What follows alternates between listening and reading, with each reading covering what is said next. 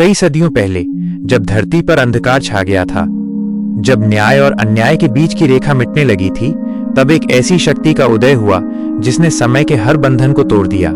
एक ऐसी कहानी जो सिर्फ पूजा पंडालों की भव्यता तक सीमित नहीं है, बल्कि हमारे अस्तित्व के गहरे रहस्यों को अपने अंदर समेटे हुए है। क्या आप जानते हैं कि जिस शक्ति को हम हर साल पूजते हैं, उसकी उत्पत्ति क्यों हुई?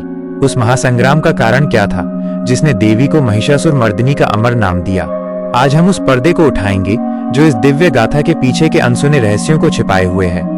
जी हाँ, हम बात कर रहे हैं दुर्गा पूजा की। सिर्फ एक त्योहार नहीं, बल्कि एक महाकाव्य, एक विजय गाथा जो हमें हर साल बताती है कि बुराई कितनी भी प्रबल क्यों ना हो, सत्य और धर्म की जीत निश्चित है। तैयार हो जाइए, क्योंकि ये सिर्फ एक कहानी नहीं, बल्कि एक यात्रा है समय के उस गलियारे में जहां से शक्ति का उद्भव हुआ। नमस्कार दोस्तों, आज हम एक ऐसे पर्व के बारे में बात करने जा रहे हैं जिसकी भव्यता और दिव्यता पूरे भारत को, विशेषकर बंगाल को, अपनी लपेट में ले लेती है, दुर्गा पूजा।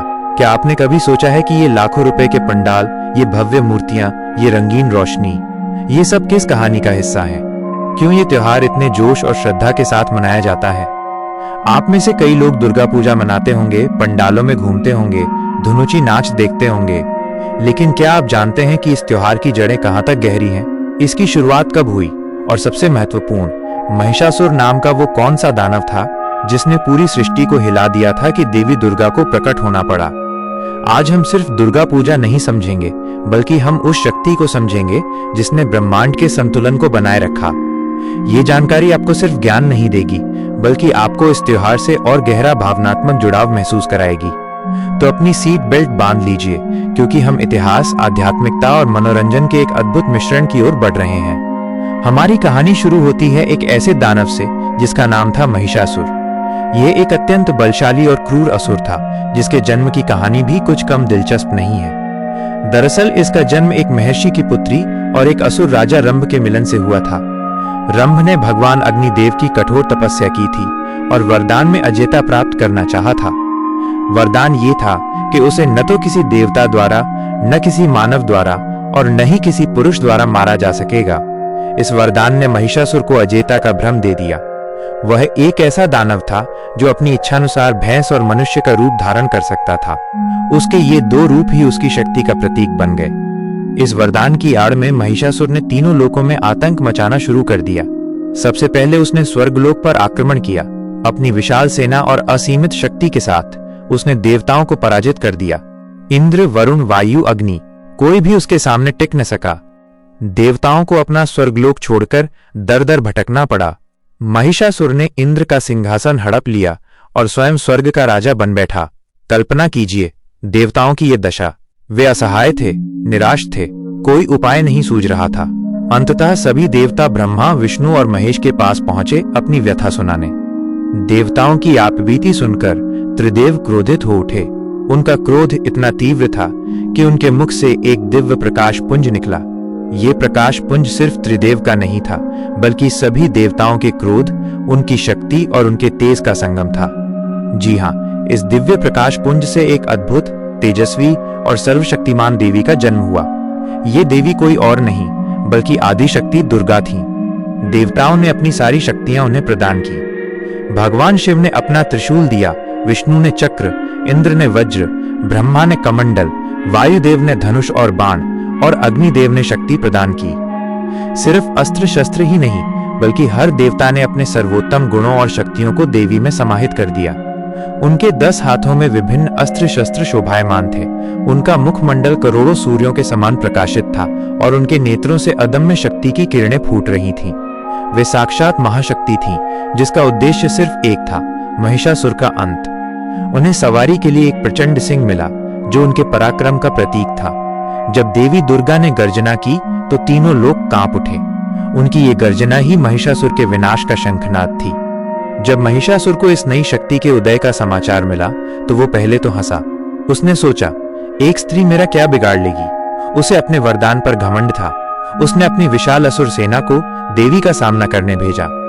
लेकिन महिषासुर को क्या पता था कि वो जिस स्त्री को कम आंक रहा था, वो साक्षात शक्ति का अवतार है। देवी दुर्गा ने अपनी अलौकिक शक्तियों और अस्त्र शस्त्रों से असुर सेना का पल भर में संहार कर दिया। उनके एक एक वार से हजारों असुर धराशायी हो गए।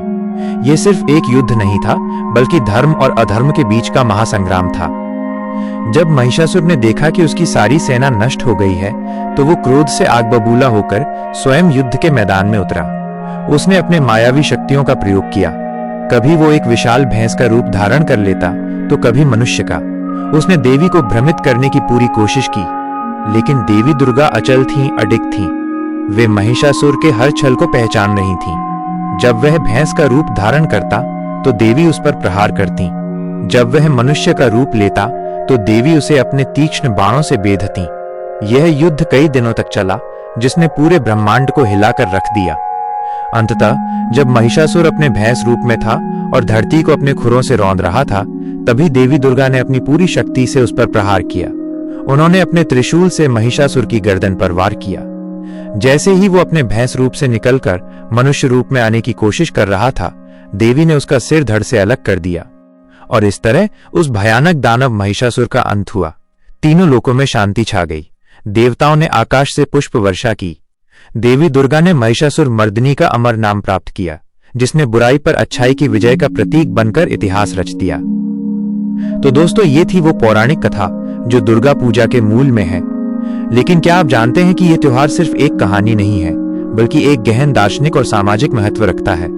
ये सिर्फ असुरों पर विजय का प्रतीक नहीं, बल्कि हमारे अंदर की बुराइयों पर विजय का भी प्रतीक है।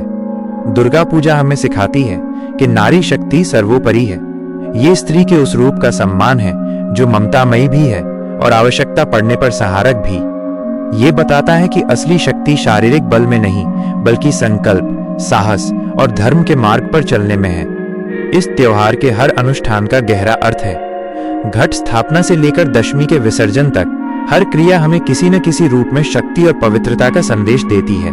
कलश स्थापना ब्रह्मांड के गर्भ का प्रतीक है, जहां से सृष्टि का आरंभ हुआ। धुनुची नाच हमें जीवन की अग्नि और ऊर्जा का महत्व समझाता है।